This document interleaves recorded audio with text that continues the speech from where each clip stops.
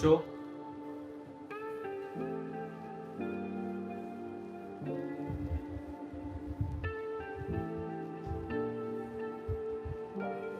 पहले मैं चाहता हूं कि आप लोगों से बस 2-3 बातें कर लें, उसके बाद आगे कंटिन्यू करते हैं क्लास को। पहली बात तो ये है कि जैसे कल आपको मैंने कुछ क्वेश्चंस भेजे और नीट का पेपर आपके पास भी है, आप चाहें तो उसे डाउनलोड कर सकते हैं, नीट 2020 का। और आप ये देखिए कि जितने चैप्टर्स आपने पढ़ लिए, specially I am talking to those students जिन्होंने इस साल तैयारी स्टार्ट करी है, जितने चैप्टर्स आपने पढ़ लिए हैं हमसे, उनसे जो क्वेश्चंस नीट में आए हैं, क्या वो आपसे हो रहे हैं कि नहीं हो रहे? ठीक है ना, मेरी बात समझ रहे हैं? नीट 2020 में जो पेपर आया है और जो पढ़ाई आपने करी है अब तक हमसे, उस पढ़ाई में से जो क्वेश्चंस आए हैं उन चैप्टर्स में से, वो आपसे हो रहे हैं कि नहीं हो रहे हैं? ये बात मैंने आपसे पहले भी की थी बच्चों, कि अगर आपसे वो क्वेश्चंस हो रहे हैं इसका मतलब आपकी पढ़ाई अच्छी चल रही है, और अगर आपसे वो क्वेश्चंस नहीं हो रहे हैं तो समझ लीजिए आपकी पढ़ाई अच्छी नहीं चल रही है, आप छोड़ दीजिए कहीं और जाकर के पढ़ाई करिए। सो व्हाट डू यू से? आई वांट टू नो, आप क्या कहते हैं? गुड आफ्टरनून बहुत हो गया बच्चों, अब मेरी बात का जवाब दीजिए, जो मैं पूछ रहा हूँ उसका जवाब दीजिए। इस साल नीट के पेपर में जो क्वेश्चंस आए हैं और जो चैप्टर्स आपने हमसे पढ़ लिए हैं, क्या उन चैप्टर्स के क्वेश्चंस आपसे नीट के पेपर में हुए? क्या कोई एक भी क्वेश्चन ऐसा था जो आपसे ना हो पाया हो? कितना पार्ट आपने पढ़ा है?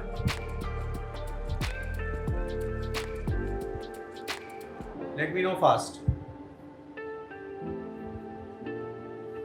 आई am waiting for your response.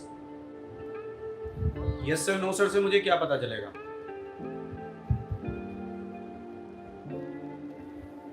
Yes sir, no sir से मुझे क्या पता चलेगा बच्चों? तो इट डजंट मीन कि हमें पता था नीट में क्या आने वाला है। I was able to do those questions, okay that's the right answer.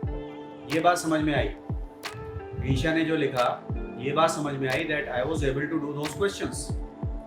तो अगर आप वो क्वेश्चंस कर पाए जो नीट में, अब देखिए हमें तो पता नहीं था पेपर क्या आएगा, हमने थोड़ी उस हिसाब से, हमें तो ये मालूम है कि जो एनटीए है एजेंसी, वो एजुकेशनल बॉडी है कि टेक्निकल बॉडी है, पहले तो ये पता होना चाहिए।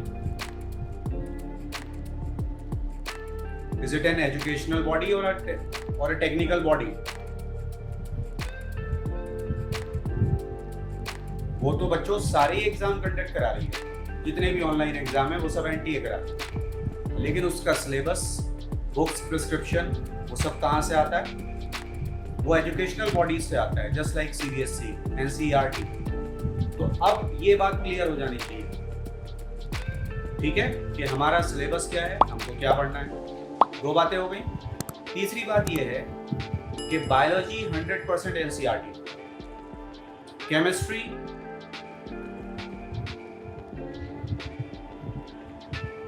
okay, thank you Rimjim. So biology 100% from NCERT, chemistry almost 100% from NCERT। बच्चों ने बताया कि 1 या 2 क्वेश्चन ऐसे थे जो NCERT से नहीं थे, लेकिन ताहिर सर के रजिस्टर से थे। तो अब मैं ये पूछना चाहता हूँ कि अगर बायो भी NCERT से है, केमिस्ट्री भी NCERT से है, या जो हमारे टीचर्स पढ़ा रहे हैं, तो फिजिक्स कहाँ से आ रही होगी? एस.सी. वर्मा, इरोडोव, रश्मि हैलिडे, जीसी अग्रवाल, फिजिक्स कहां से आ रही हो?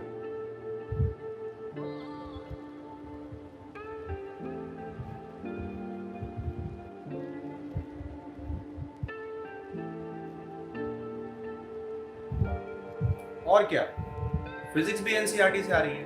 अब बच्चे ये बोलते हैं कि फिजिक्स की एनसीईआरटी में कुछ है ही नहीं। तो अगर फिजिक्स की एनसीईआरटी में कुछ नहीं है तो क्या उसके पेजेस ब्लैंक हैं? एनसीईआरटी बुक के सारे पेजेस ब्लैंक हैं?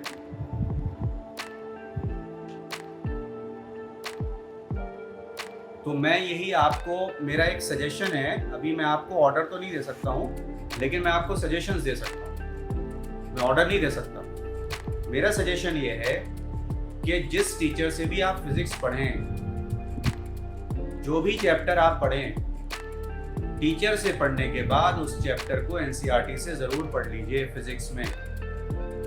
और समझ में ना आए कोई चीज तो टीचर से पूछिए, टीचर अगर नहीं बताएं तो मुझे बताइए, I'll make some arrangements and solutions for physics also।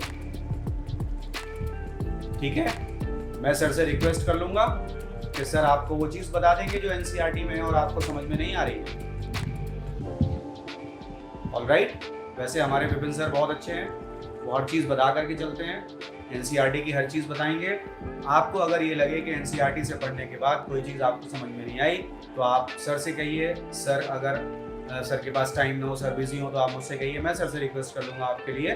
But NCERT तो करनी है, फिजिक्स की भी करनी है, केमिस्ट्री की भी करनी है, बायोलॉजी की भी करनी है, और उसके अलावा कुछ करना ही नहीं है। बच्चे ये डर रहे थे कि साहब वो एम्स मर्ज हो गया तो असर्शन रीजन भी आएंगे। कहाँ है असर्शन रीजन?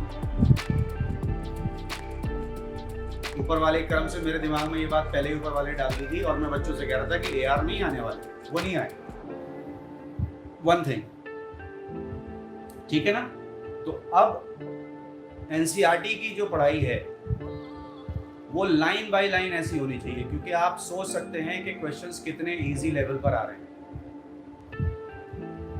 और उन इजी क्वेश्चंस की वजह से बच्चे क्या करते हैं, गड़बड़ कर देते हैं। रीजन ये है, मैं हमेशा बोलता हूँ, देखिए 2 दिन पहले आपको पढ़ाया था lysine is a basic amino acid, वो आ गया। और जो बच्चे कुछ ऐसे भी क्लासेस देखते हैं जो कि दे करके आए नीट, उन्होंने फौरन टिक कर दिया, और वो क्वेश्चन 2 जगह रिपीट हुआ। केमिस्ट्री के पेपर में भी सेम क्वेश्चन आया, बायो में भी आया। सोचिए जरा, तो कितनी चीजें आसान करके दी जा रही है, बट हम क्या करते हैं, हम क्वेश्चन को ठीक से नहीं पढ़ते। हमें ऑप्शन पहले दिख जाते हैं, हम उनको टिक कर देते हैं, आधा क्वेश्चन पढ़ के। और इसी तरह से एक क्वेश्चन बच्चों का गलत हुआ जो आपको अभी समझ में नहीं आएगा, क्योंकि वो 12th के लेवल का है। आधा क्वेश्चन पढ़ा, ऑप्शन दिखा, टिक कर दिया, बाद में घर आके पता चला कि ये तो गलत कर है। उसमें उन्होंने एक फंक्शन पूछा था एंजाइम का, डीएनए को अनवाइंड करने के लिए 2 अलग अलग एंजाइम होते हैं, रेप्लिकेशन में अलग होता है, ट्रांसक्रिप्शन में अलग होता है। बच्चों ने ये नहीं देखा कि ट्रांसक्रिप्शन में पूछा है, उन्होंने रेप्लिकेशन वाला लगा दिया। So you have to be, very cautious while reading the question. Question को प्रॉपरली रीड करना और समझना, मतलब वो आधा सॉल्व।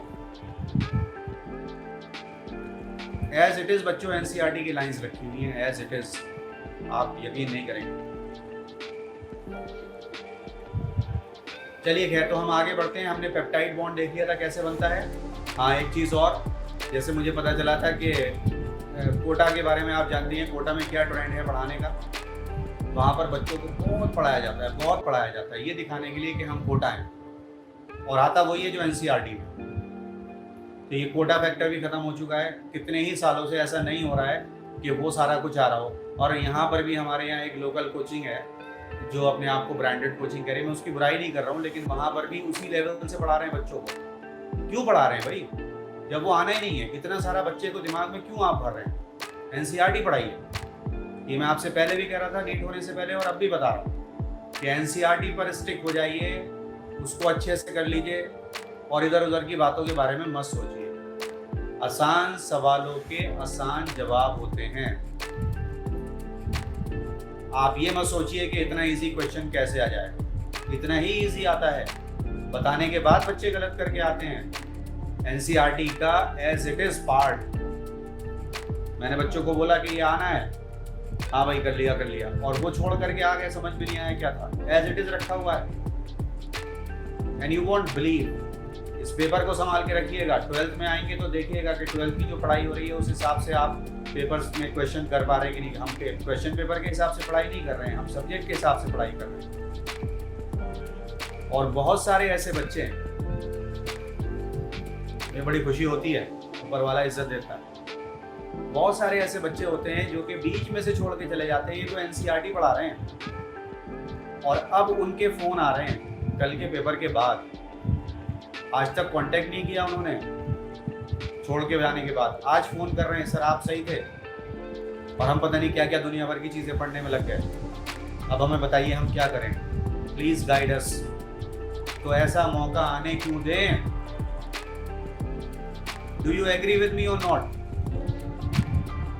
हम ऐसा मौका क्यों आने दें कि हम फालतू चीज़ें पढ़ के जाएं और आए वो जो एनसीईआरटी में है, जो हम पढ़ रहे हैं। बस इतना ही तो है कि एनसीईआरटी समझाने के लिए आपको एक टीचर की ज़रूरत है, उसकी जगह ऊपर वाले ने मुझे बिठा दिया है आपके लिए, that's all.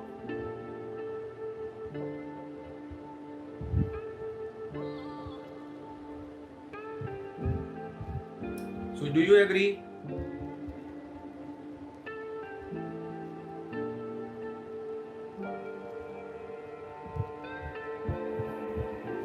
Okay, that's very good. और आप लोग मैं बताऊं, बच्चे बहुत समझदार होते हैं आजकल के। उनको पता है कौन टीचर बेवकूफ़ बना रहा है और कौन टीचर उनको सही से समझा रहा है, राइट?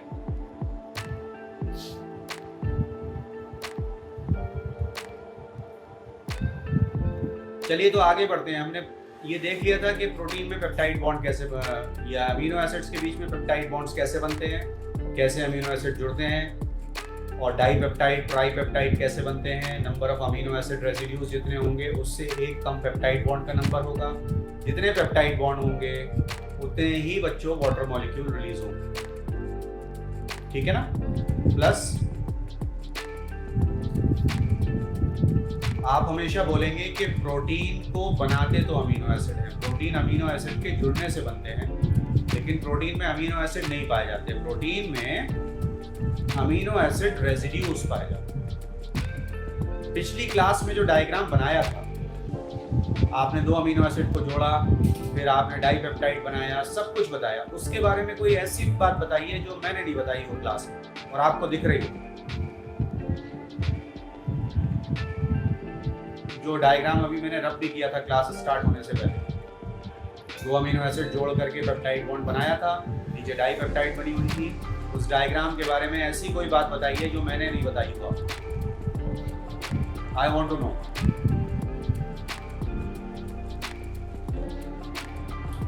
और ये समझ लीजिए कि बायो में 300 प्लस स्कोर कर रहे हैं बच्चे बहुत सारे, और मैं चाहता हूं कि आप लोग 350 तक पहुंचे, क्योंकि सारे क्वेश्चन एनसीईआरटी से, एक भी बाहर से नहीं। तो 350 अगर बायो में आ जाए तो 700 पहुंचने में क्या रह गया।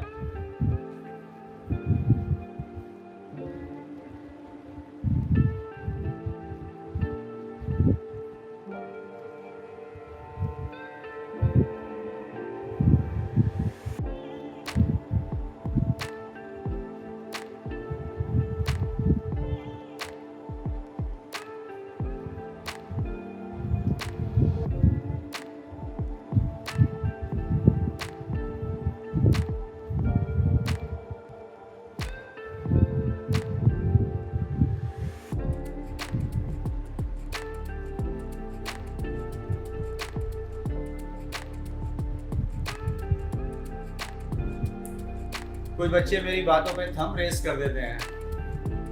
आई नीड वर्ड्स, थोड़ा टाइप कर दिया करिए बच्चों।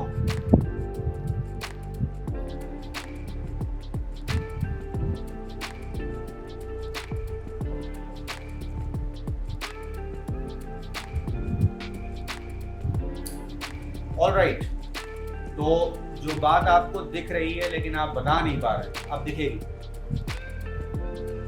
साइड चेन कितनी इंपॉर्टेंट थी, उसी से पता चलता था अमीनो एसिड कौन सा है, are.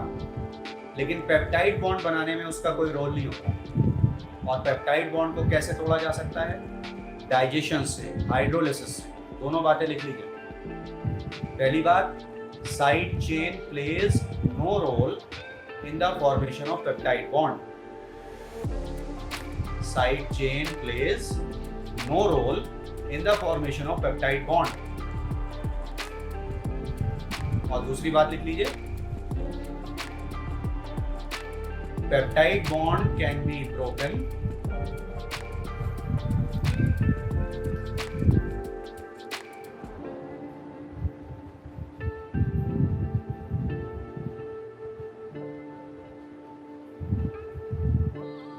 peptide bond can be broken only through digestion या हाइड्रोलिसिस। ठीक है,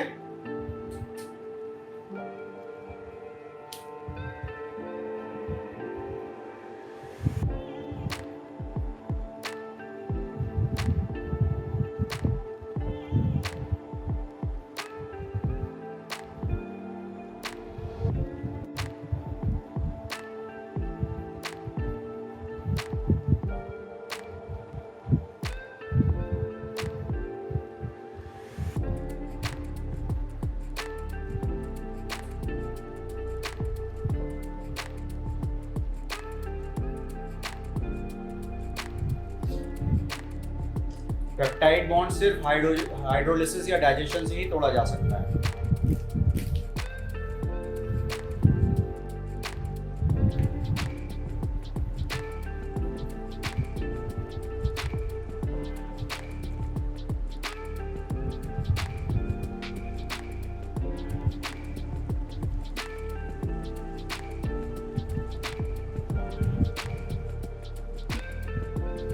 तो ये एक ऐसा टॉपिक है बच्चों जो आपको थोड़ा सा समझना है, structural levels of protein organisation.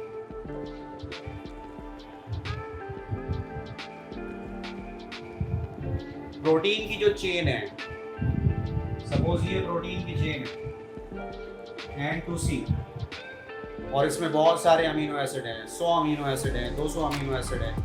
ठीक है, अब इसको पैक होना है। पैक होने का मतलब कम जगह में आना है।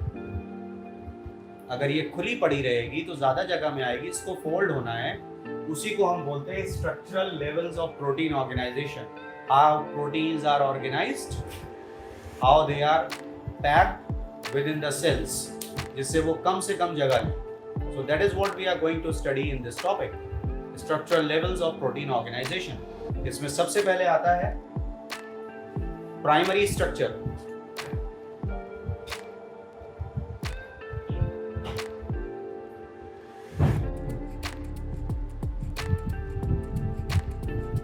प्राइमरी स्ट्रक्चर अगर हम किसी प्रोटीन का देख रहे हैं तो हम एक्चुअली क्या देख रहे होते हैं?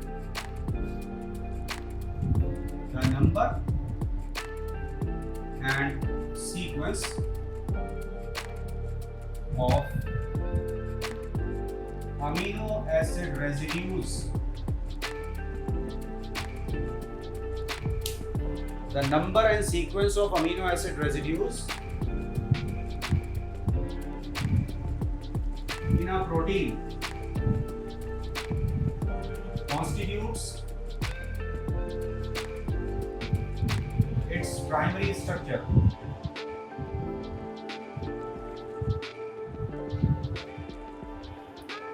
किसी भी प्रोटीन में अमीनो एसिड का नंबर या उनकी सीक्वेंस हम देखते हैं, वो उसका प्राइमरी स्ट्रक्चर होती है। ठीक है,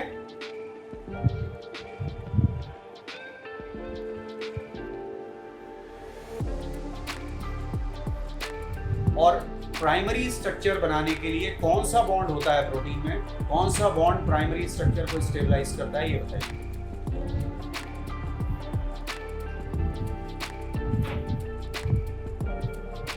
और यहां से आपको एक बात और भी पता चल रही है, वो मैं जब बताऊंगा तो आपको लगेगा हाँ बात तो सही है। Primary structure is stabilised by which bond? Let me no.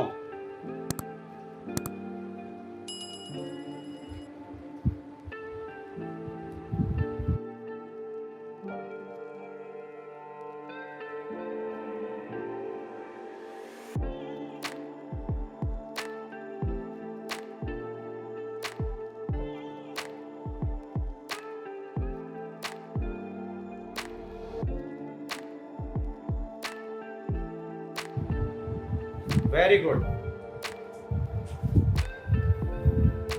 So primary structure is stabilized by peptide bond. Very nice. यहां से बच्चों एक बात और आपको सीखने को मिल गई। प्रोटीन कितनी तरह के हो सकते हैं, ये किस पर डिपेंड करेगा? अमीनो एसिड कितनी तरह के हो सकते हैं, ये तो आर पर डिपेंडेंट था, आपने देख लिया। प्रोटीन कितनी तरह के हो सकते हैं, ये किस पर डिपेंड करेगा?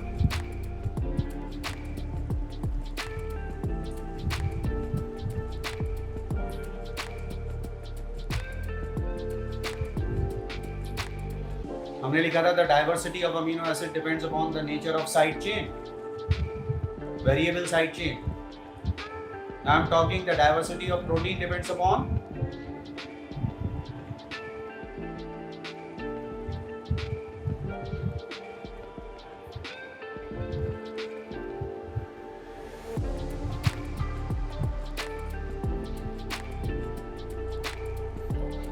प्रोटीन कितनी तरह के हो सकते हैं, ये डिपेंड करेगा कि उसमें कितने अमीनो एसिड हैं, नॉट पेप्टाइड का, कितने अमीनो एसिड हैं और उनकी सीक्वेंस क्या है. Yes, sequence of amino acid में भी नहीं, बिल्कुल सही है आपका आंसर. सीक्वेंस है नंबर. भाई मान लीजिए 70 अमीनो एसिड के 3 प्रोटीन, तीनों अलग अलग हैं, क्योंकि अमीनो एसिड तो 70 है लेकिन सीक्वेंस अलग अलग है. 20 थे ना, अबाउट 20. तो किसी में 5th नंबर पर ग्लाइसिन आ गया, किसी में 5th नंबर पर एलेनिन आ गया, किसी में 5th नंबर पर वैलिन आ गया. There are so many permutations and combinations possible, right. तो यहां पर हम लिखेंगे the diversity of proteins depends upon the number and sequence of amino acid residues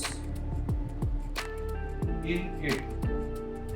दो चीजें, प्रोटीन्स की डाइवर्सिटी दो चीजों पर डिपेंडेंट है कि अमीनो एसिड का नंबर उसमें क्या है. 51 से लेकर के it can have 5000 protein amino acids, बड़े बड़े.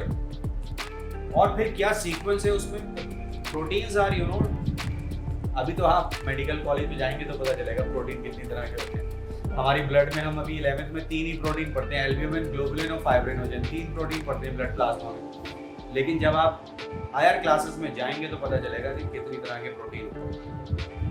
There are variety of proteins. भाई 30,000 जीन्स हैं तो सब अलग अलग तरह के तो प्रोटीन बनाती होंगे. Yes or no? प्रोटीन्स तो पता नहीं कितनी तरह की.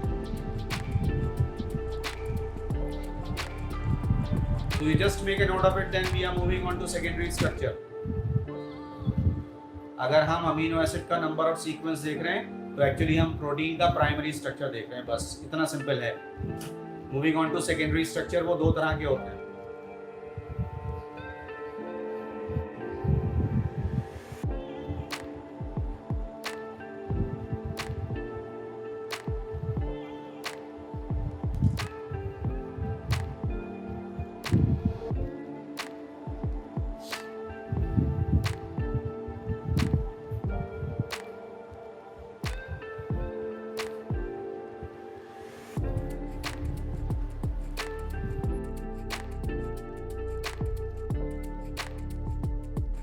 All right, moving on to secondary structure.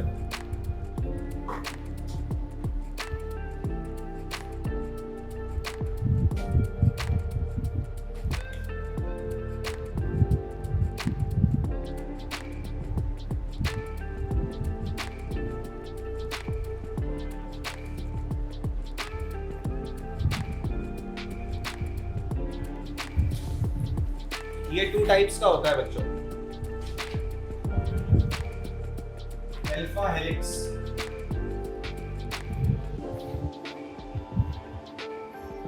and this alpha helix is right-handed.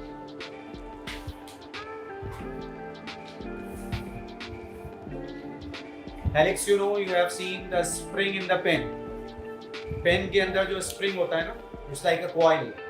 ये हेलिक्स होता है, coil. ये ऐसे,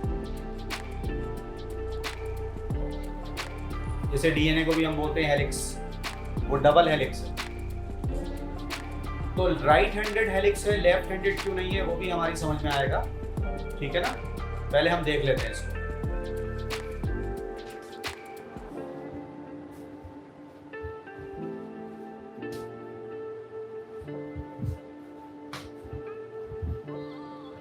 लाइक दिस.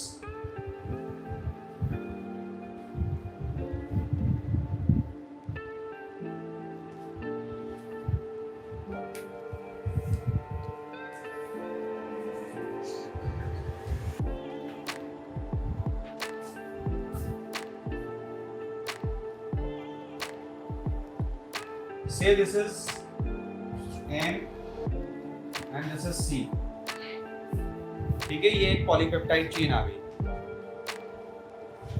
अब इस टर्न में जो अमीनो एसिड्स हैं, एक ही आया, एक ही आया, एक ही आया, एक ही आया। मान लीजिए हम ये बोल रहे हैं 4 है, लेकिन ये 4 नहीं है, 4 से कम है, क्योंकि इस अमीनो एसिड का कुछ पार्ट यहां पर है। ठीक है, तो एक टर्न में 3.6 amino acid residues in one turn.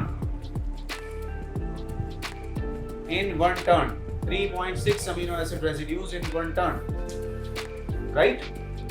अब ये दूसरा टर्न है, एक यहां आ गया, एक यहां आ गया, एक यहां आ गया, एक यहां आ गया।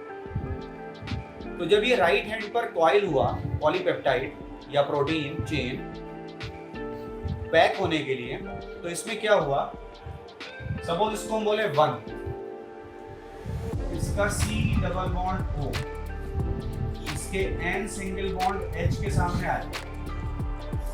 नेक्स्ट फोर्थ के, अगर इसको 1 बोल रहे हैं, 2 3 4 5, नेक्स्ट फोर्थ के N सिंगल बॉन्ड H के सामने आ गया। इनको कहते हैं एक्टिव ग्रुप, क्योंकि इनके बीच में हाइड्रोजन बॉन्ड बन सकता है। तो यहाँ O और H के बीच में हाइड्रोजन बॉन्ड बना। हाइड्रोजन बॉन्ड वीक है, लेकिन नंबर इतना ज्यादा है कि ये स्ट्रक्चर को स्टेबिलिटी देता है। This is hydrogen bond.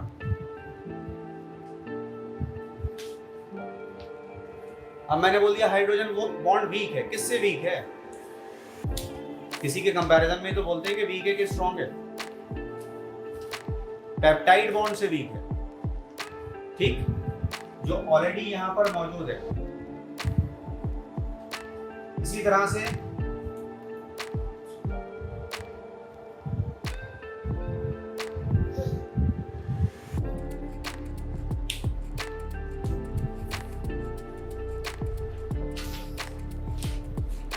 इस अमीनो एसिड का C डबल बॉन्ड हो, इसके N सिंगल बॉन्ड H के सामने आ गया। इसका C डबल बॉन्ड हो, इसके N सिंगल बॉन्ड H के सामने आ गया। C डबल बॉन्ड हो, N सिंगल बॉन्ड H के सामने आ गया। तो यहाँ पर सबके बीच में पेप्टाइड बॉन्ड्स बन गए, सॉरी हाइड्रोजन बॉन्ड्स बन गए। यहाँ बन गया, यहाँ बन गया, यहाँ बन गया, ये सब। और इसको बोलते हैं अल्फा हेलिक्स। लेफ्ट हैंड पर ये एक्टिव ग्रुप आमने सामने नहीं आता, इसलिए लेफ्ट हैंडेड हेलिक्स नहीं बनता। और ये जो हेलिकल स्ट्रक्चर है, अल्फा हेलिक्स सेकेंडरी स्ट्रक्चर, ठीक, ये हमको देखने को मिलता है ग्लोबुलर प्रोटीन्स। आप पढ़ेंगे, एक चैप्टर आएगा मूवमेंट एंड लोकोमोशन, उसमें मसल्स के बारे में पढ़ेंगे। वहां पर ग्लोबुलर प्रोटीन होते हैं, गोल गोल। So it is shown by globular proteins, ठीक है।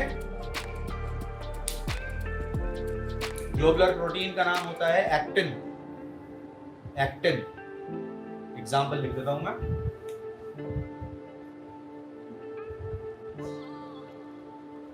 एक्टिन, ठीक है। अब आगे बढ़ने से पहले, इसकी दूसरी टाइप बताने से पहले, मैं आप लोगों को एक और कॉन्सेप्ट बताने जा रहा हूं। पहले ये बताइए, अल्फा हेलिक्स स्ट्रक्चर को, जो कि सेकेंडरी स्ट्रक्चर है, इसको कौन सा बॉन्ड स्टेबलाइज कर रहा है? वो गलती मत करिएगा जो आपने लीनियर पॉलीमर और ब्रांच पॉलीमर में करी थी।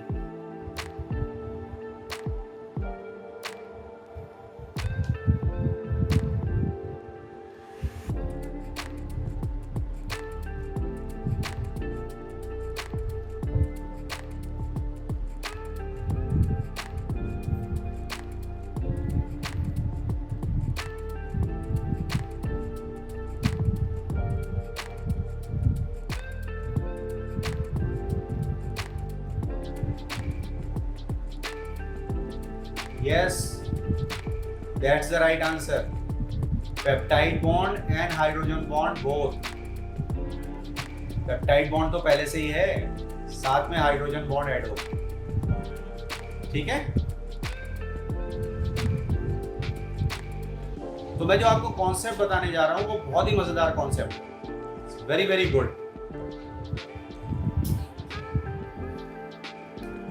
अगर आपको पता हो तो बताइएगा मुझे। मैं ये रब कर रहा हूं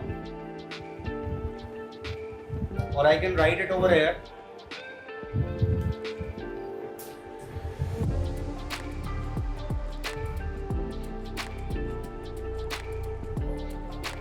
what is the meaning of denaturation?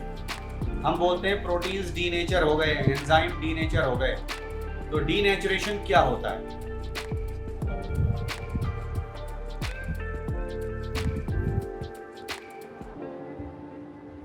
थोड़ा बड़ा लिख दूं, छोटा दिख रहा है?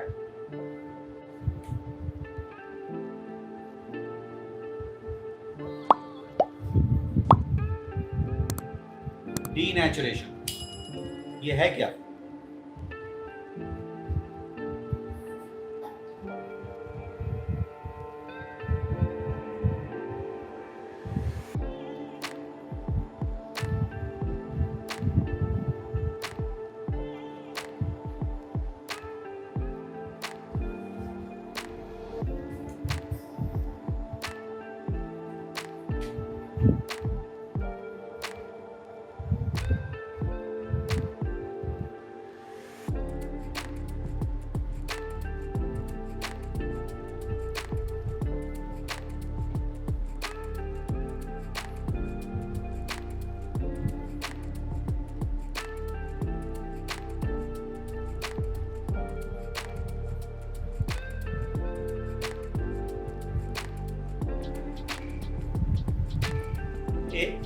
एक चीज तो आज के लिए आप लिख ही लीजिए बच्चों। During denaturation peptide bond never breaks.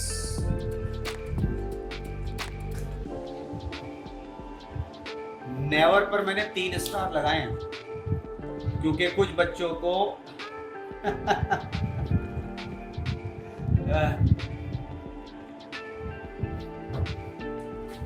देखो, मेरे बताने से पहले किसी बच्चे ने लिख दिया breaking of peptide bond. No, peptide bond denaturation में नहीं टूटता। नेवर ब्रेक्स 3 स्टार लगाए हैं।